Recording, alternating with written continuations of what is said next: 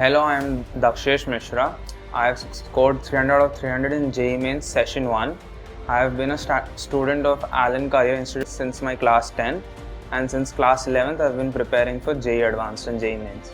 I was trying my best to score 300, but I was not sure of what I'll end up scoring in the final exam. However, after having given the paper, I was sure that I would get a great score.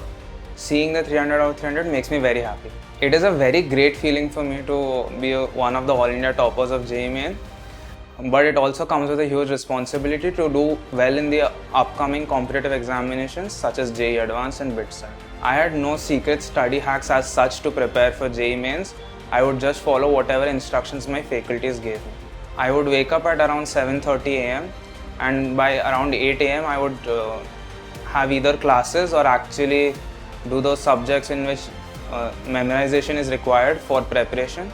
And during the later half of the day, in the evening, I would try to attempt mock tests and summarize whatever I studied in the day. Study schedule for JEE Advanced preparation is going to be the same as what I followed for JEE Mains.